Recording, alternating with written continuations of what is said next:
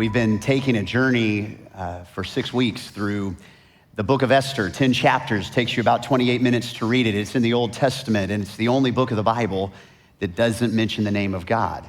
But even though God is silent, he is incredibly present. Even though God may feel absent in your life, he's always moving. God has a way of positioning people from various pasts and various positions to carry out his plan for the world. And to put us all back up to speed, I will say previously in Persia and give you a super duper quick recap. There has been the most powerful king who has been giving a lavish party for 6 months. At the end of that 6 months, he simply asks the favor of his own queen, Queen Vashti, to come join him and his friends and show off her body to them by wearing the crown on her head. She refuses. It ticks off this incredibly liberal but indulgent and lack of wisdom king, and he banishes her. You won't show up and show off, then I'm gonna banish you and never see you again. This hurls the kingdom into a 12-month pageant, a 12-month search for the next Persian idol, the next Persian beauty queen. And women are taken from all over the 127 provinces, the largest nation that exists. And Esther, who is a Jewish girl, who is in exile, they were lower in the economy because of their Jewish status. She keeps her identity and her nationality, which is also her faith, a secret. Her cousin Mordecai has adopted her because she was orphaned, her parents being killed. And Mordecai tells her, don't tell anybody that you're of Jewish nationality. Keep that a secret because that could hurt you, actually. Sure enough, Esther wins the pageant. She becomes queen of the largest nation and the queen to the most powerful king on the planet. Meanwhile, Mordecai, who is also in the palace, is sitting next to the palace gates, and he overhears an assassination plot of the king. He tells the proper authorities, they find out, they record that this had happened, they record it in the magazine, in the record books, and instead of Mordecai getting promoted because of this honoring of King Xerxes and saving his life, he gets forgotten, and instead another man by the name of Haman gets promoted. And Haman, when he's promoted, the king says, when you walk around, everybody needs to bow to you, and Haman likes this. He is the poster child of pride. He's the seminal source, the greatest source in the Bible of what pride will do. It will eat you up and destroy you from the inside out.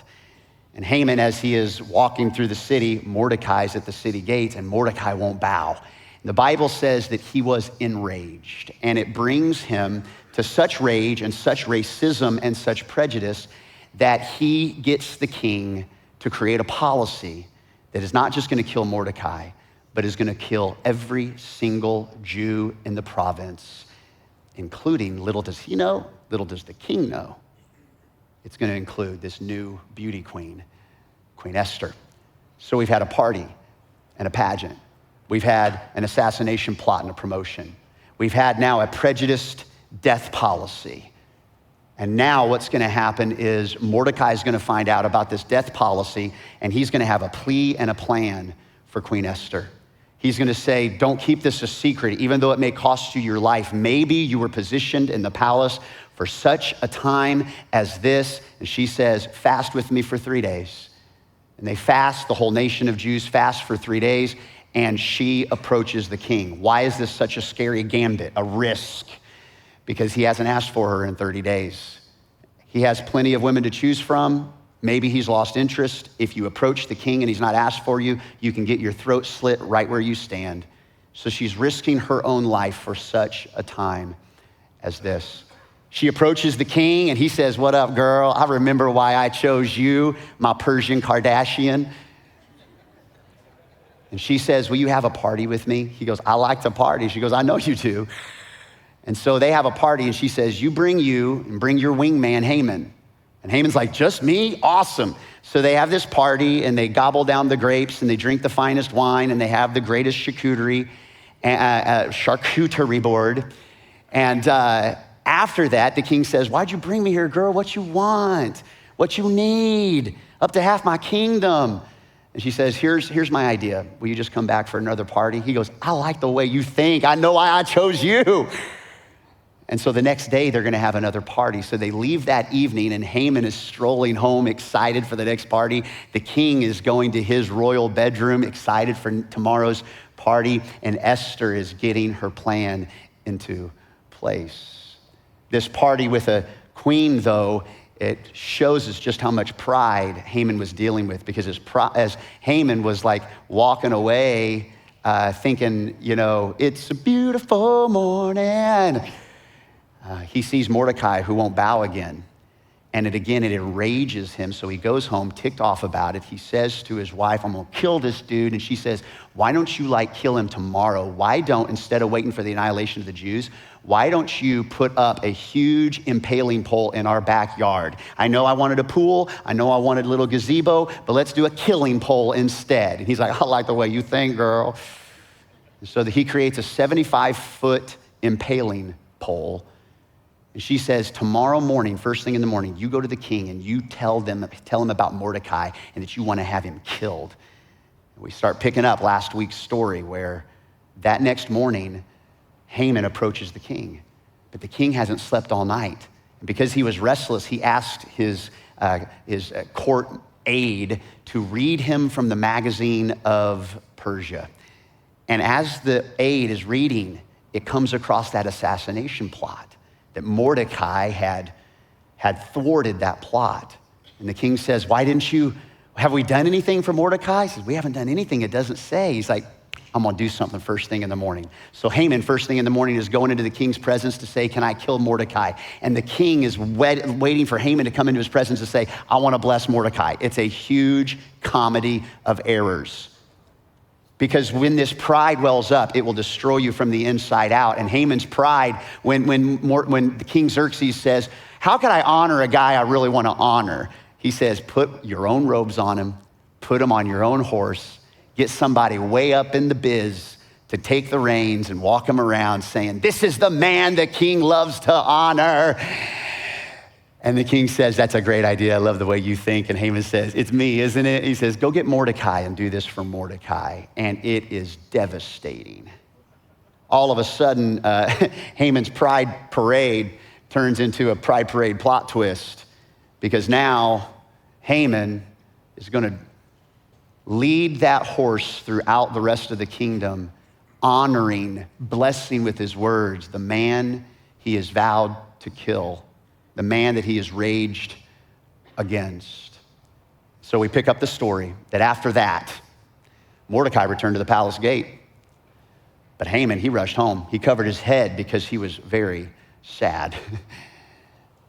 His advisors and his wife Zeresh, who had already given him some great stupid advice, now they're going to give him some more advice. Your fall from power started with Mordecai. Pause. Did it? Really? You know how your best friends on Facebook will always point to the wrong people? Can I tell you where your biggest issues usually start is not with your boss. It's how you think about your boss. It's how you react to your boss. Your greatest issues are not with the stress. It's how you think about stress. Your greatest issues isn't your spouse. It's how you're seeing your spouse. It's how you're dealing. Your greatest issues are not even the sin that so easily besets you. It's the way that you allow the sin to stay in you and not receive the grace and forgiveness of Jesus. It's your move. It was Haman's move that got this started. It didn't start with Mordecai. It was Haman's issues. Friends, let's deal with us. Let's deal with the guts in us, because we are our own worst enemy. Nevertheless, Zeresh says it started with Mordecai. He's a Jew. Now you're not going to stand up against him. You're going to be destroyed. Like, thanks, wife. Thanks, wifey. They were still talking with him when the king's officials arrived, because this is day 2 for the next banquet. They hurried Haman away to the feast Esther had prepared. As we finish today, the final chapters, the story continues that the king and Haman went to Queen Esther's banquet, and as they were drinking wine on the second day, the king again asked, Queenie, what's your petition? Why'd you call me in here? What do you really want? Stop teasing me, girl. It will be given you. What's your request? And Esther now she has positioned, it's been her gambit. The chess pieces, the strategy has been set. And with Haman on one side of the table, eating a grape and cutting into a lamb chop, with the king, like getting the drips out of the golden chalice, Esther says, Xerxes, if I have found favor with you, your majesty, if it pleases you, grant me my life. And Xerxes is like, what? Grant you your life? Your life? What do you mean? You're in the palace, you're with me. You have guards all around you. You have the highest security known to man. You're covered by the PIA, Persia Intelligence Agency. You got it. What do you need? She goes, you got to grant me my life. This is my request. Because here's what has happened, and you don't even know it's happened right under your nose, husband, king. Spare my people, because this is my request. I and my people have been sold to be destroyed and killed and annihilated. My people, that decree that you gave Haman the signet ring to create, I am a Jew. I am going to be annihilated. Now, King Xerxes asked Queen Esther, you've been sold? And he says, he's still not even getting what's going on yet. You've been sold? Who is he? Where is he? Who has dared do such a thing? And Haman hasn't moved from his lamb chop, and he doesn't even want to chew it right now, because he's like, oh, is she talking about what I think she's talking about? Who is it? And she says, an adversary and an enemy. This vile Haman. The king looks at Haman. Haman looks at the king. Esther stands, and it's this reveal. And Haman was terrified before the king and queen. The Bible says the king storms out into his courtyard, and he's mad, and he doesn't know what to do. Why is he mad? Here's what he should be mad at. Why was I so indulgent and so foolish and so quick to put in a decree that could never be reversed? Why wasn't I thinking this through? But instead, he's mad at Haman. How could Haman do this? How could Haman not think this through? But many times we want to put the issues that we have with our own dealings on other people, and we have to own our own junk, don't we? We have to own our own junk. And sure enough, Haman was terrified before the king. And so as the king's out there going, what am I gonna do? This is crazy. Here's why he can't. Haman is second in charge. Haman hasn't done anything wrong. As a matter of fact, Xerxes gave him the ring in order to signify and like thus make it so the policy. So the king is actually just as much responsible, and he's trying to think, how am I going to get out of this one? Well, Haman, in the middle of this, as the king walks out, he's like, Esther. And he's like begging, and so he comes to her and he grabs the bottom of her feet, and he's like, oh, please, my queen, I didn't know you were a Jew. Please, save me. And just as the king returned from the palace garden to the banquet hall, Haman was falling on the couch where Esther was reclining.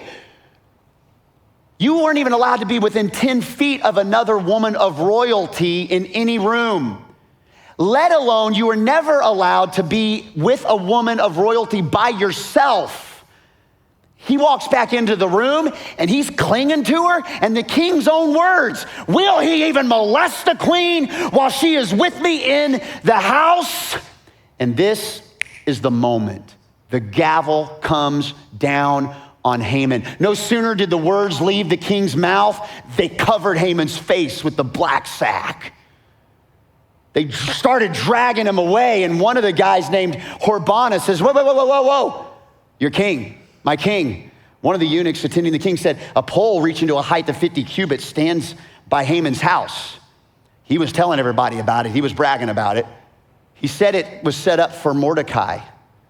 He had it set up for Mordecai, who spoke up to help you, king. You know that guy that he walked around saying, this is the man the king likes to honor? That's who he wanted to kill.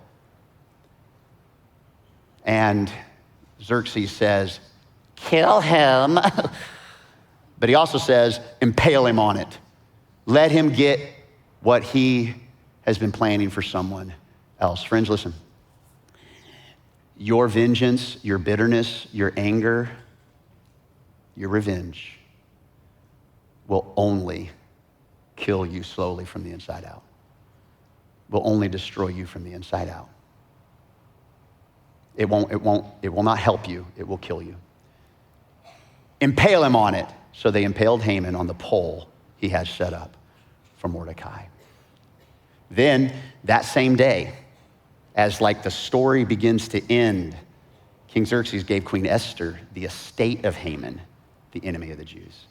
And Mordecai came into the presence of the king, for Esther had told how he was related to her. The man the king delights to honor, he didn't even know this was Esther's cousin. The king took off his signet ring, which he had reclaimed from Haman. He presented it to Mordecai, and Esther appointed him over Haman's estate. The end. No, it's not the end. Just when you think you're gonna rest from your enemy, just when you think everything's gonna be okay, we got to deal with this enemy of the prejudiced death policy that once it's enacted, it can't be revoked because it's the law of the Medes and the Persians. The only way this is going to be dealt with is not to cut it out of law, but to somehow offer an anti-venom to this death policy. And so the queen goes to the king and says, it's one thing to hang Haman, it's another thing for my whole people and myself. What can we do? So here's what the king's idea is. The king's edict, he puts a new policy into place, and this edict granted the Jews the right to assemble and protect themselves. On this 13th day of the month of Adar that was coming, they were gonna be able to pick up arms and defend themselves versus just being slaughtered like animals in the street, men, women, and children, and babies. They had now the right to destroy, kill, and annihilate the armed men of any nationality or province who might attack them and their women and their children. And they also had the right, just like the other people, the enemy was coming after the Jews, to plunder the property of their enemies. They had that right. They had the right to take everything from them in that moment. It would have been a huge reversal of power, huge reversal of authority in that moment. Sure enough, on the 13th day of the 12th month, on this day, the enemies of the Jews had hoped to overpower them. But now the tables were turned, and the Jews got the upper hand over those who hated them. The Jews struck down on all their enemies with the sword, killing, destroying them. They also killed the 10 sons of Haman, enemy of the Jews. Just when you thought you were rid of an enemy, there's 10 more behind them. But they did not lay their hands on their plunder. An important lesson here. They were there to defend themselves. It's appropriate to defend yourself. It's appropriate. To defend in order to offend, to defend in order to destroy, with the sole purpose of destroy and domination, that's where we have to figure out what's truly appropriate. What you let God do and his final justice be, and how you have a right to defend. This is what we're seeing. They did not dominate and destroy. They said, we just want to have our own lives protected. So Mordecai, he recorded these events, and he sent letters to the Jews near and far, all 127 provinces, to have them celebrate annually the 14th and 15th days of the month of Adar. When we were in Israel a couple years ago, we were in the season during this time where they begin to celebrate Purim, the holiday Purim, and its representation of what happened in this story. We watched as the Jewish people in the city of Jerusalem celebrated and honored, remembered this whole story of deliverance.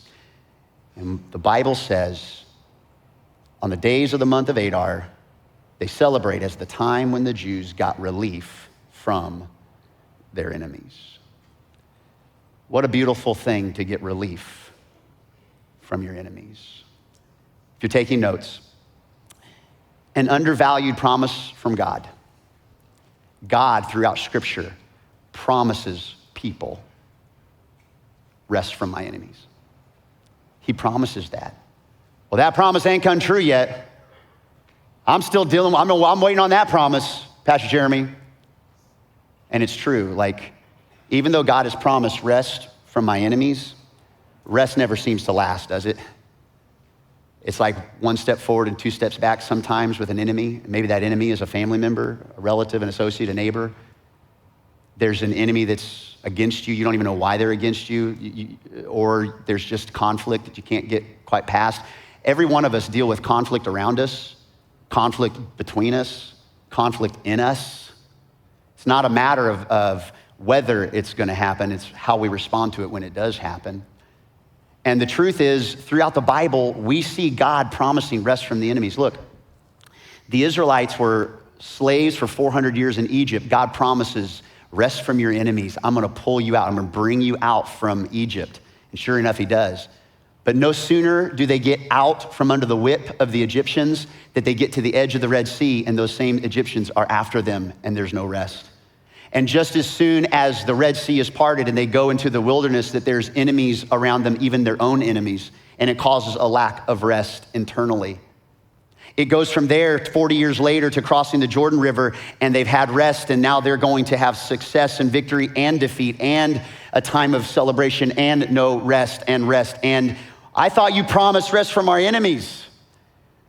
They're going to get to the point where they have a king and a kingdom of Israel, Saul, David, Solomon, but even then in their unified kingdom, there's going to come a civil war, and the Israelites are going to be their own enemies, north and south kingdom, to a point where finally they come back somewhat together, and then Nebuchadnezzar is going to come in and take over and dominate, and they are going to become exiles, slaves in Babylon for the next several hundred years. The next couple centuries. And during that time, actually, is when Esther takes place. During that time is when Daniel takes place. And in Daniel chapter 7, Daniel, who's a slave in Babylon, in the king's own home, Daniel is going to say, he prophesies that there is coming a king, coming a Messiah that will give ultimate rest. This is why the Jews were looking for the Messiah.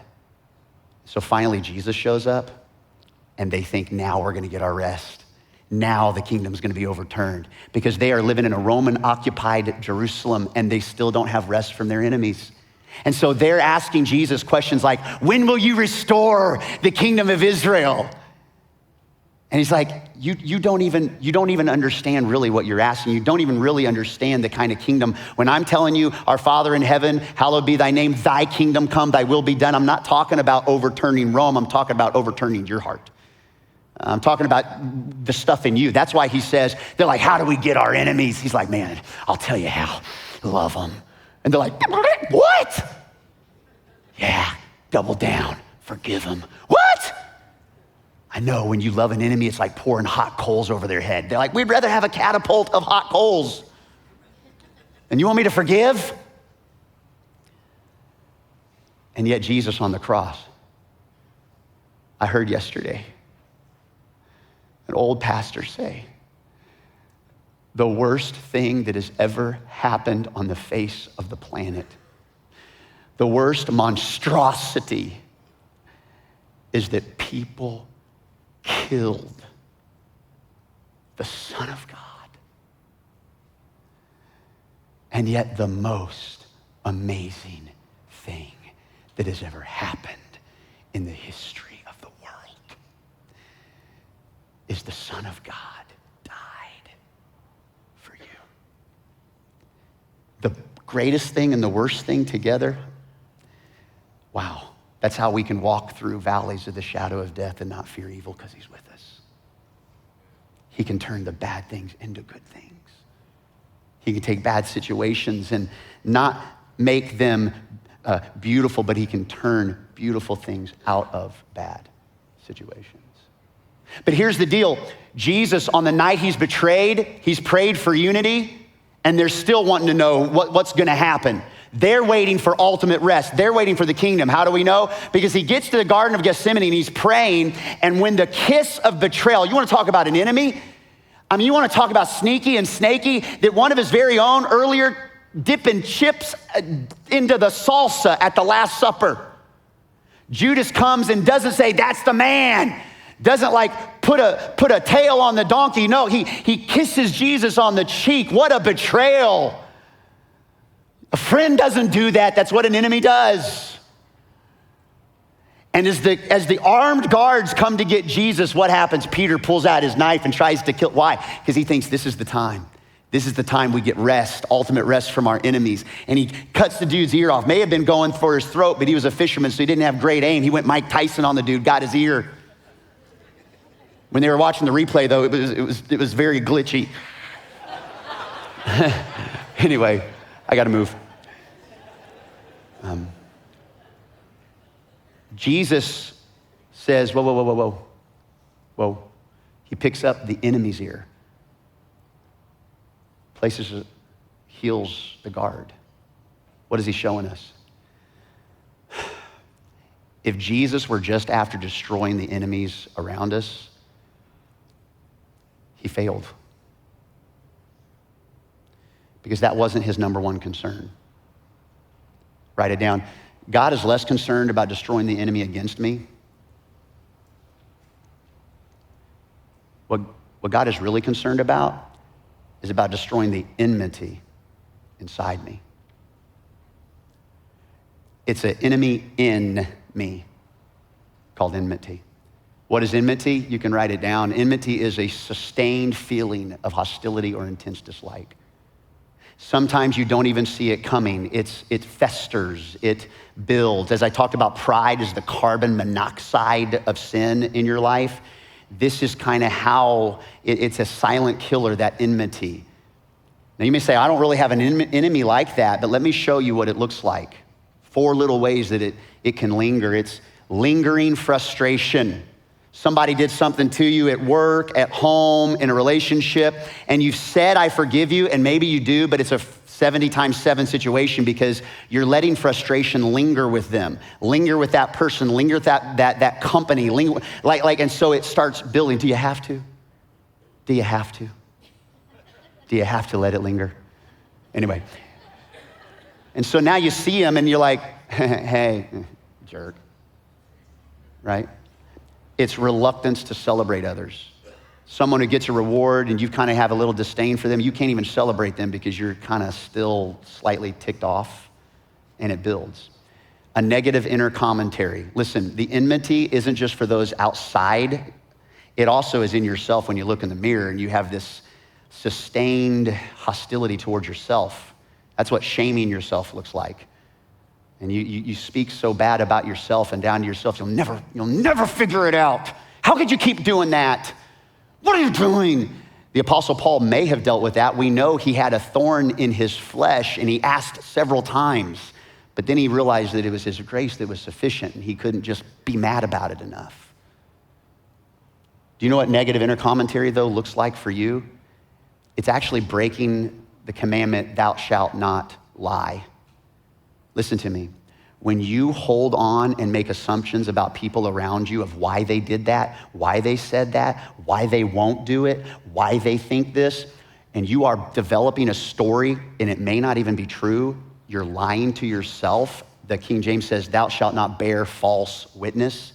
You are producing a false witness of who that person is, what that person thinks, how that person is behaving, and the motions and the intentionalities behind that.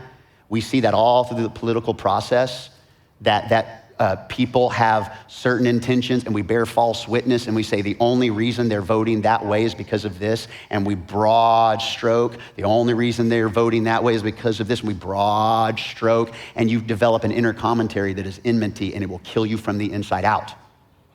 Here's another one, growing desire for acknowledgement or an apology that just won't come. I deserve this. And you know what deserving something? Do you know what the word for that is? I deserve that apology. And all of a sudden, it's this focus on self that will kill you from the inside out.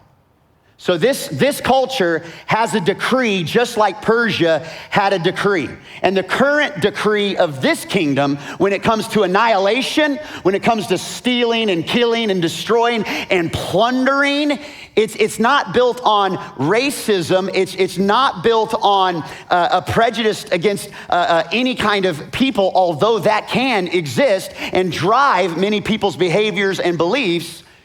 But this is what the current decree is. Thus saith the kings of our own heart, cut them down, call them out, and usually don't call them out to their face, call them out to their Facebook. Cut them down, call them out, and cancel them completely. Because man, it feels good when I'm able to impale my enemy on the huge post of my own vengeance and my own frustration, my own anger, my own comments on Facebook, my own thoughts. I can impale them, hurt them. They hurt me, I'm gonna hurt them. And this is the decree of today's culture. We celebrate it. We encourage it. Oh, they said that, you tell them this. Oh, they did that, you do this. It is celebrated. Friends, church family, stop it. Stop it. You are following a decree of this kingdom, not his kingdom. Well, shouldn't justice be served? Like I said, it's okay to defend. It's okay to stand strong and be courageous. But Jesus is coming and showing us an upside down kingdom, and that's what this whole story has been all about. We see a king, but he's not the right king. That king is lavish and liberal in his own thirst and desire. Our king is lavish and liberal in his desire for you. A queen that positions herself by going through the world system, that relies on her beauty.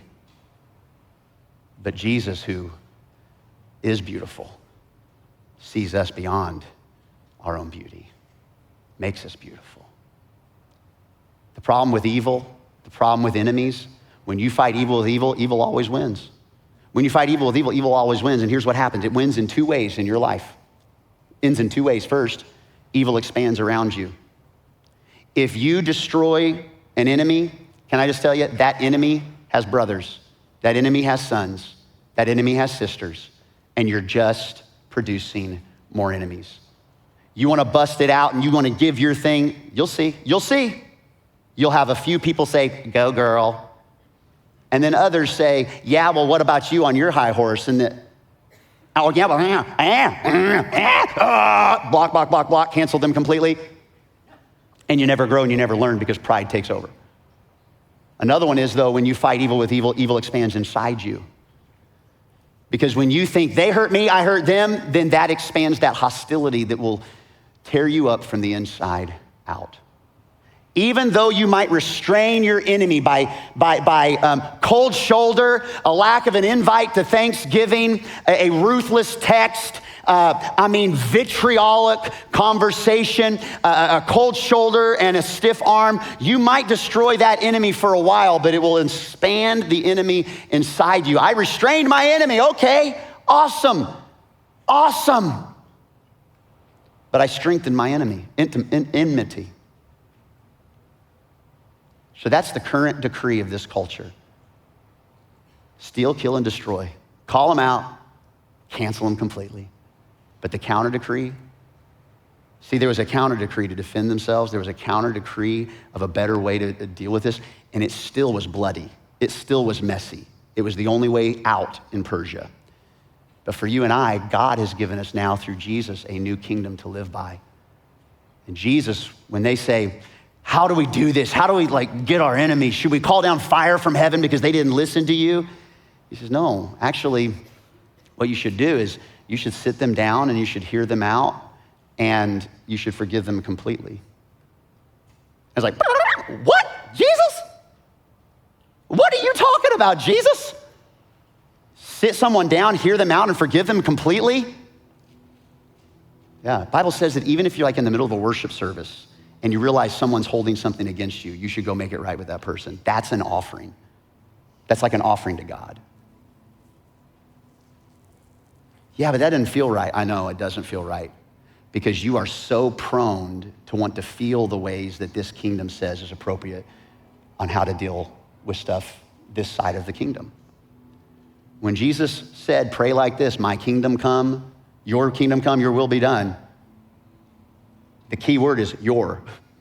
Your kingdom come, your will be done. And it's one of the hardest things to give over the kingdom of our hearts. So let me give you a secret though. As we wrap up the message, I'm gonna give you a secret. I'm gonna tell you how to destroy your enemies, okay? Now don't take this too far. Don't take it too far. You know why? Because you can't. You can't take it too far. Like you can go cray-cray on destroying your enemies. I mean, this Thanksgiving, you could be destroying enemies left and right. Pew, pew, pew, destroyed, pew, destroyed. Happy Thanksgiving, Grandma. Destroyed, you were an enemy and now you're not. I know, Grandma doesn't even know it. But she like says stuff that you're like, Grandma, you shouldn't be saying stuff like that. You're making enemies.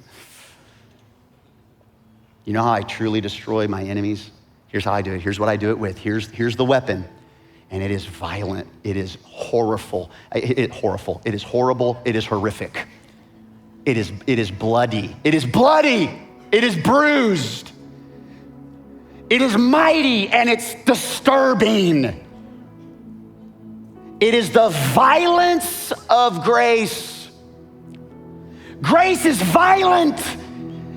It makes you think things you'd never think. It makes you feel things you'd never feel. It makes you recognize things you've never recognized. And grace is so violent. Jesus would say, Father, forgive them. They don't know what they're doing. That's violent.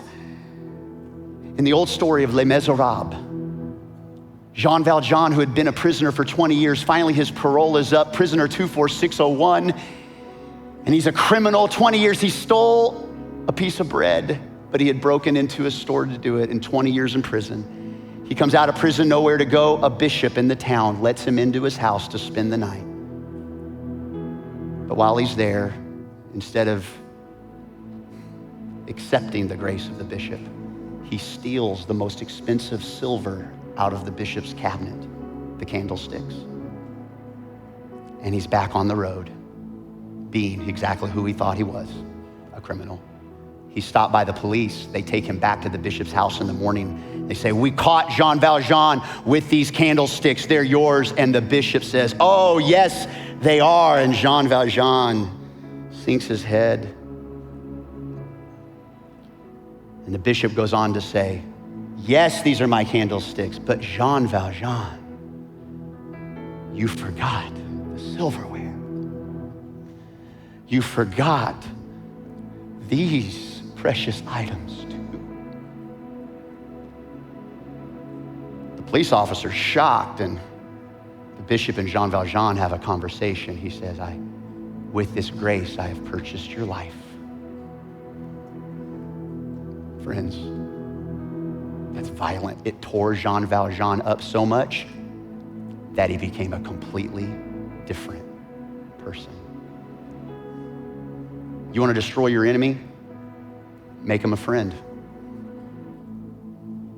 They don't have to be a friend you hang with, but you don't have to see him as an enemy.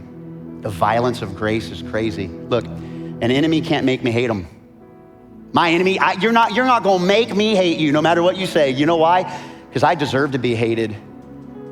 Because sin separates me from a holy God, but he paid for my sin, and now I'm in relationship with him because of what he did, not what I could ever do. How could I ever hate anybody? Because God doesn't hate me, and he deserves to hate me.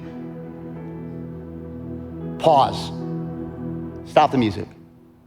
All of a sudden, we're in a moment right now, the music's playing, and you're about ready to go thinking about lunch. Let me ask you this question. When it comes to the violence of grace, do you really understand just how evil you are and sinful you are and broken you are, that the only way that your brokenness and your evil and your sin would ever be washed away is the Son of the living God would be crushed in your place. Do you understand? If you understand that, that's the starting point. Because when you see yourself saved by grace,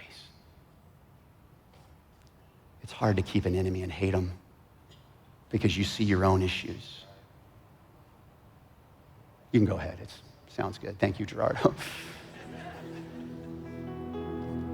My enemy can't steal from me. You know why? I can't steal, kill, and destroy because they can't steal my treasure because my treasure's in heaven. My treasure is what he is. I'm an heir to the throne of the grace of God. What can you even take from me? You gonna steal my reputation? Oh, guess what? My reputation doesn't rise or fall on what you said on Facebook, on what you did, on whether I got that job or I got that promotion or I got that thing or I got that stuff or whether I've been perfect or not, because I'm gonna tell you this, nobody's been perfect save the Son of the living God, but I can't have my reputation stolen, my treasure stolen. My enemy can't kill my future because look, you can even kill me and bury me in the ground, but for eternity I get to worship with my Father in heaven. You can't kill my future. You can't destroy my value no matter what you say or no matter what you did or no matter what I did. He says my value is not what you do, but who I am and who I say that you are, and that's how you get rid of enemies in your life, but he wants you to get rid of the enmity in your life.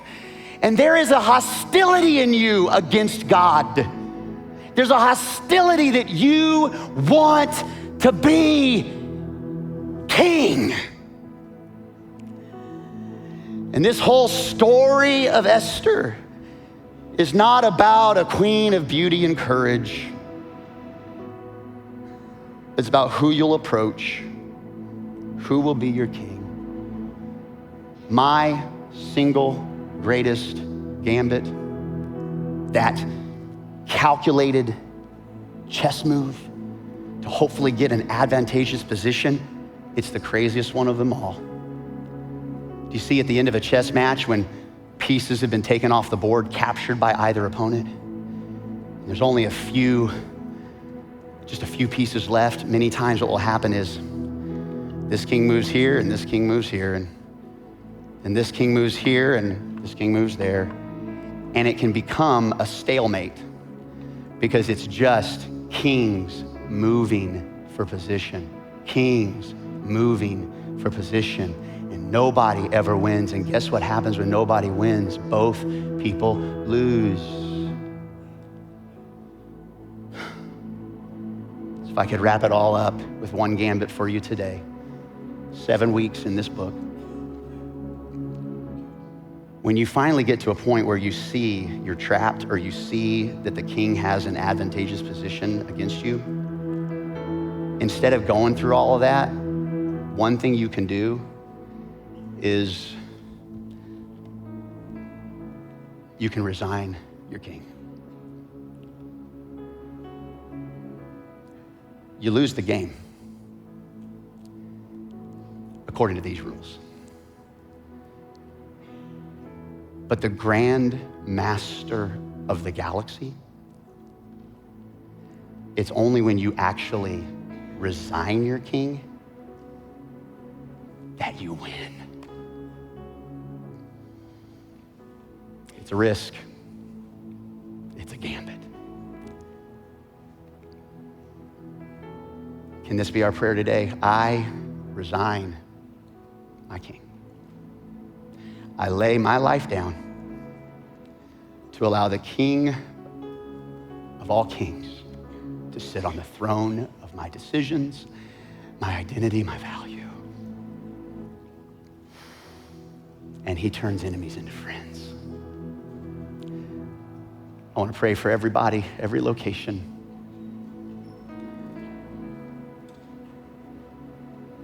Can I invite you to put your hands on your heart and pray that prayer? God, I resign my king today. Some of you first time, some of you it's an issue.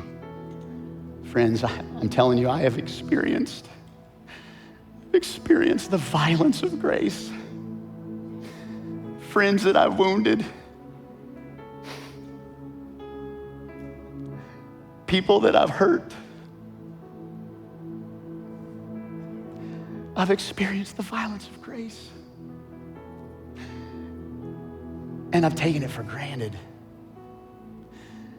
But as the Lord helps me, I want to resign my king every day, every morning, every night, every conversation, every temptation. I want to resign my king and let the one true king reign. And so I ask that, Lord, for all of us. Friends, I want to pray over you, but I want you to pray for you too. Pray over you. You pray over you. God, I don't want any other kings in my life. I want you.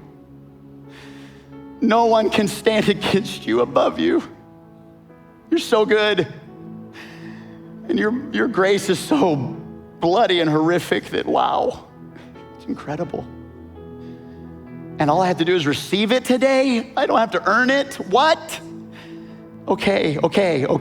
You win. And friends, when he wins, you win. We ask all this in the name of Jesus, the strong King of all kings. Everybody said amen.